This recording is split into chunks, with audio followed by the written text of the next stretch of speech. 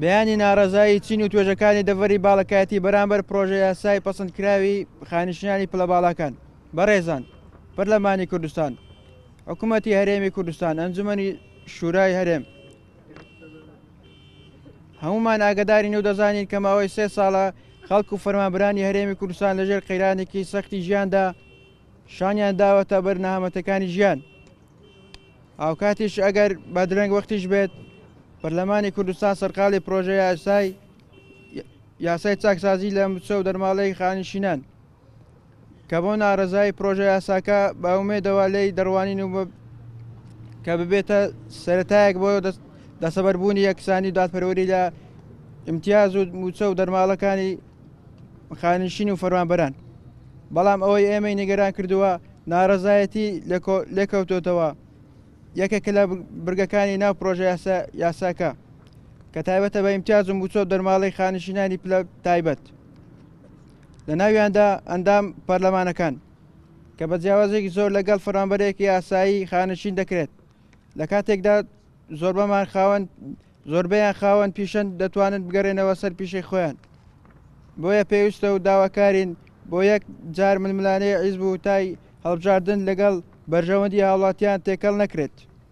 چیتر ژیان و گوزەرانی خەڵک نەبێتە کاڵایەک بەدەست حیزب و لایەنە سیاسەکان. لە کۆتاییدا داواکارین پەرلەمانی کوردستان کە پێداچوونەوە بەم پرۆژە یاسایە تایبەت بە خانشینانی پلە باڵەکاندا بکات کە ئێستا بۆتە جێگای ناڕەزایی گشت چین و توێژەکانی خەڵکی کوردستان. ناڕزایی دەردەبڕم وەکو دانیشتێکی قەزای چۆمان لە بەرامبەر پرۆژە یاسایی چاکسازی لە خانشینی و موچە و دەرماڵی فەرمانبەران. بەڕاستی من ئەو پرۆژە یاسایە کە پەسەند کرا لە پەرلەمانی کوردستان هەندێک خاڵی باش تێدا و دەستخۆشی لە پەرلەمانتارانەکەم لە هەندێک خاڵیاندا. بەڵام ئەوەی جێگەی نیگەرانی و کە ڕەخنە ئاراستەیانەکەم بەنسبەت خانشینی تایبەت بە خۆیان بوو کە بەداخەوە بەرزیان کردەوە لە 2 ملیۆن بۆ بەرەو ژووری 4 ملیۆن. لێرە ئەوەی دێتە پێشەوە دەبیندرێکەوەن لە خەمی گیرفان و داهاتوی خۆیاندا بوون. لە هەموو دنیادا پەرلەمان پیشە نییە پۆستێکە تەکلیفکردنە کە خەڵکێک تێدا ئیش دەکات بۆ ماوەیەک و دواتر دەگرێتەوە سەرکاری خۆی. بەداخەوە ئەوەی ڕوودا لە پەرلەمانی کوردستان جێگای نیگەرانیە.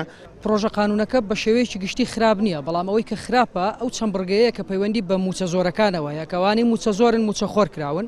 ئەو موچە خۆر موچە زۆرانە دەبن بە بارگرانەیەکی زۆر نەک لە کاتی خانە نشینکردا بەڵکو لە کاتی ئێستادا، چونکە ئەو لە 170 منیش دەگریتەوە تۆش دەگریتەوە، بەڵام ئەو لە 170 یان لە 175 کە موچە زۆرەکانی پێخانە نشین دەکرێت بێگومان پارەیەکی زۆر دەبن لە کاتی خانە نشین و هیچ لە دەوامی فەرمیدا دەبڕن خەڵکێکی تر دێتە جێی ئەوان جارێکی تر ئەو کۆمەڵە خەڵکە دیسان خانە نشین دەکرێتەوە. بەڵام ئەو پرۆژەی بە شێوەیە گشتی پێم وایە پرۆژەی پارتی دیموکراتی کوردستانە کە لە ڕێی ئەنجومەنی وەزیران وەزارەتی پلاندانان و ناردێتی بۆ پەرلەمان بۆ ئەوەی مسادقەی لەسەر بکەن و دواتریش بڵێن ئێمە ڕازینین بۆ پرۆژەیە کە بێنێ بینیمان کاگنێچیر ئەوەی پشتڕاست کردەوە کە گوتی ئێمە ڕەنگە ڕازی نەبین و لەسەر پرۆژە قانونەکە ئیمزای لەسەر نەکەین علەساس ئێمە لەگەڵ خەڵک داینی و لەبەری خەڵکی هەژار و کەم دەرامەت داینە.